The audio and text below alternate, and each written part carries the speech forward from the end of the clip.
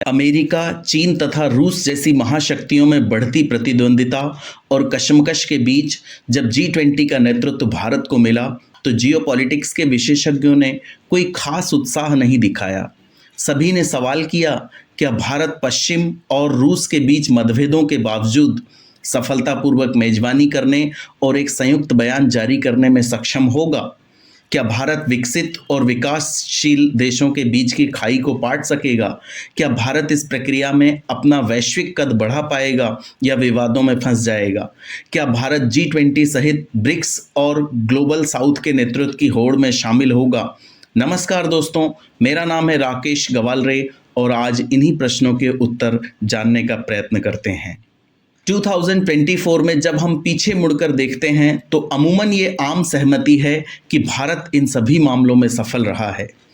G20 में भारत की सफलता ने एक अन्य बहुपक्षीय मंच ब्रिक्स की ओर भी ध्यान आकर्षित किया है, जहां भारत महत्वपूर्ण भूमिका निभाता है। ब्रिक्स में अचानक विकासशील देशों की रुचि बढ़ी है, जिससे यह साबित हुआ कि पश्चिमी प्रभुत्व वाले मंचों से हटकर विकासशील देश किसी मजबूत विकल्प की तलाश में हैं। हालांकि चीन और भारत के बीच मौजूदा तनाव को देखते हुए ब्रिक्स के विस्तार की व्यवहार्यता के बारे में चिंता पैदा हो गई है। आइए हम ब्रिक्स, G20 और ग्लोबल साउथ के बारे में कुछ बेसिक जानकारी देखते हैं। जब 2009 में ब्रिक्स की स्थापना की गई तब ब्राज़ील, रशिया, इंडिया तथा चाइना इसके संस्थापक सदस्य थे। वर्ष 2010 में इसे साउथ अफ्रीका ने ज्वाइन किया। यूनाइटेड अरब अमीरात्स, ईरान तथा इथोपिया ने इसे वर्ष 2023 में ज्वाइन किया। वर्तमान में इसकी कुल सदस्य संख्या 10 है। कई और देशों ने भी इसमें शामिल होने की इच्छा प्रकट की है। डॉलर को चुनौती देने के लिए इसकी एक संयुक्त करेंसी बनाने पर भी चर्चा हो रही है। G20 की बात करते हैं। इसकी स्थापना वर्ष 1999 में की गई थी। वर्तमान में इसकी सदस्य संख्या 20 है। इसमें Argentina, Australia, Brazil, Canada, China, France, Germany, India, Indonesia, Italy, Japan, Republic of Korea, Mexico, Russia, Saudi Arabia, South Africa, Turkey, United Kingdom and United States तथा यूरोपियन यूनियन शामिल हैं। ग्लोबल साउथ की बात करें तो यह कोई संगठन नहीं है, लेकिन इसमें सामान्यतः अफ्रीका, एशिया, लैटिन अमेरिका तथा कैरेबियन आइलैंड्स को शामिल किया जाता है। ग्लोबल नॉर्थ में सामान्यतः north America, Europe, east Asia, Australia तथा न्यूजीलैंड को शामिल किया जाता है। आइए इन सब के बारे में संयुक्त रूप से बात करते हैं। 21st सेंचुरी के पहले डिकेड में आरंभ में भारत G20 के प्रति सशंकित था तथा समूह में अपनी भूमिका के प्रति भी आश्वस्त नहीं था। भारत को यह डर था कि प्रभावशाली पश्चिमी देश ग्लोबल साउथ के सदस्यों के साथ छोटे साझेदारों जैसा व्यवहार करेंगे। दूसरी ओर ब्रिक्स उन नॉन वेस्टर्न कंट्रीज का प्रतिनिधित्व करता था जो आगामी वर्षों में शानदार इकोनॉमिक डेवलपमेंट प्रदर्शित करने के लिए तैयार थे। ब्रिक्स का गैर पश्चिमी चरित्र भारत के लिए अधिक आकर्षक था, क्योंकि यह पश्चिमी नेतृत्व वाली व्यवस्था को चुनौती देकर ग्लोबल साउथ के हितों की रक्षा करने में समर्थ था। चूंकि ब्रिक्स के सभी 5 सदस्य ब्राज़ील, रशिया, भारत, चीन तथा साउथ अफ्रीका उस समय G20 का भी हिस्सा थे, इसलिए वे बड़े समूह के भीतर एक गुट के रूप में कार्य कर सकते थे। इसका मतलब यह था कि G20 ब्रिक्स सदस्यों के लिए एक हेजिंग प्लेटफॉर्म के समान था, जो पश्चिमी देशों के साथ सहयोग भी कर सकते थे और उनका विरोध भी कर सकते थे। परंतु G20 के भीतर पश्चिमी ब्लॉक द्वारा उनकी अपील को नजरअंदाज किया गया।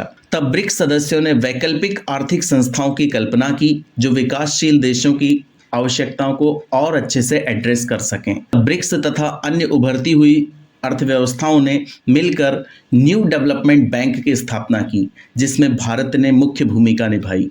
ब्रिक्स का मूल उद्देश्य अधिक न्याय संगत वैश्विक अर्थव्यवस्था स्थापित करना, वित्तीय सहयोग बढ़ाना तथा सदस्यों के बीच व्यापार को बढ़ाना था। हालांकि 2017 से चल रहे भारत चीन सीमा विवाद तथा यूक्रेन में रूस की सैन्य गतिविधियों के कारण इन उद्देश्यों में काफ़ी बाधा आई है, जिससे समूह के भीतर राजनीतिक तथा आर्थिक तनाव पैदा हो गया है। आइए थोड़ा सा G20 पर प्रकाश डालते हैं। G20 के प्रति भारत की शुरुआती निराशा ने आशावाद का मार्ग प्रशस्त किया है। वैश्विक विभाजन के समय भारत ने नेतृत्व संभाला था। चीन के उदय तथा उसके बाद अमेरिका चीन ध्रुवीकरण ने इस बहुपक्षीय ढांचे को कमजोर कर दिया है। अमेरिकी राष्ट्रपति डोनाल्ड ट्रंप की अमेरिका फर्स्ट नीति ने वैश्विक नेता की भूमिका निभाने में अमेरिका की अनिच्छा ने एक शून्य पैदा कर दिया, जिसे भरने के लिए चीन ने प्रयास किया। भारत ने G20 पर चीन के कब्जे का विरोध करने की आवश्यकता भी महसूस की। परिणाम स्वरूप चीन की बढ़ती शक्ति को संतुलित करने में साझा हित से प्रेरित होकर अमेरिका के साथ भारत का रणनीतिक सहयोग मजबूत हुआ। यह सहयोग विभिन्न द्विपक्षीय तथा बहुपक्षीय जुड़ावों में स्पष्ट है, जिसमें क्वाड भी शामिल है, जिसका उद्देश्य एक स्वतंत्र एवं खुला हिंद प्रशांत क्षेत्र सुनिश्चित करना है। भारत ने G20 में ग्लोबल नॉर्थ तथा ग्लोबल साउथ के बीच आम सहमति बनाकर खुद को एक अच्छी स्थिति में ला खड़ा किया है। वैश्विक आर्थिक चुनौतियों के समाधान में भारत ने अपने नेतृत्व को प्रभावी ढंग से प्रस्तुत किया है। भारत ने अपने विश्व गुरु की अवधारणा अंतर्राष्ट्रीय स्तर पर पुनः स्थापित करने की ओर एक कदम बढ़ाया है। सितंबर 2023 में नई दिल्ली में आयोजित G20 की शिखर बैठक को व्यापक रूप से सफल माना गया। सभी पक्षों को साथ लेने की भारत की अप्रोच को काफी सराहा गया, जिसके परिणाम स्वरूप अफ्रीकी यूनियन को इस मंच पर एक स्थायी सीट प्राप्त हुई है। G20 में भारत को मिली नई स्थिति ने उसके कूटनीतिक गणित में ब्रिक्स की उपयोगिता पर सवाल खड़े कर दिए हैं। ऐसे सुझाव दिए गए हैं कि चूंकि अब किसी राजनीतिक या आर्थिक उद्देश्य की पूर्ति ब्रिक्स नहीं करता, इसलिए भारत को इस संगठन से पूरी तरह बाहर हो जाना चाहिए तथा G20 पर अधिक ध्यान केंद्रित करना चाहिए। ऐसा नहीं होना चाहिए। भले ही भारत ने G20 में सफल अध्यक्षीय वर्ष का नेतृत्व किया हो, लेकिन उसे ब्रिक्स को कमतर नहीं आंकना चाहिए।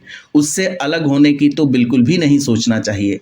हालांकि यह सच है कि ब्रिक्स को जियोपॉलिटिकल संघर्षों सहित महत्वपूर्ण चुनौतियों का सामना करना पड़ा है, फिर भी यह भी भारत के लिए व्यापक रणनीतिक ढांचे का एक महत्वपूर्ण तत्व बना हुआ है। ग्लोबल साउथ के एक मंच के रूप में ब्रिक्स भारत को विकासशील देशों के हितों की वकालत करने तथा पश्चिमी शक्तियों पर दबाव बनाने के लिए आवश्यक है।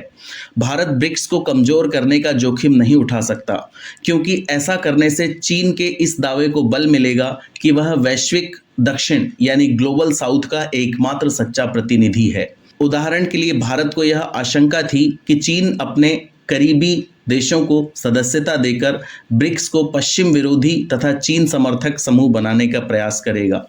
ब्रिक्स विस्तार को अधिक संतुलित दिशा देने में भारत का प्रभाव महत्वपूर्ण रहा है। भारत सभी नए ब्रिक्स सदस्यों के साथ मैत्रीपूर्ण संबंध रखता है। ईरान के अलावा 4 अन्य सदस्य मिस्र, इथोपिया, सऊदी अरेबिया तथा संयुक्त अरब अमीरात से ग्रुप में पश्चिम विरोधी दृष्टिकोण का विरोध करने की उम्मीद की जाती है, जिससे चीन के प्रभाव को कम करने में मदद मिलेगी। इस प्रकार भारत के लिए ब्रिक्स का कार्य अपने ग्लोबल साउथ की एकजुटता को बढ़ावा देने के लिए एक मंच प्रदान करने से लेकर चीन के प्रभुत्व पर नियंत्रण रखने तक विकसित हुआ है।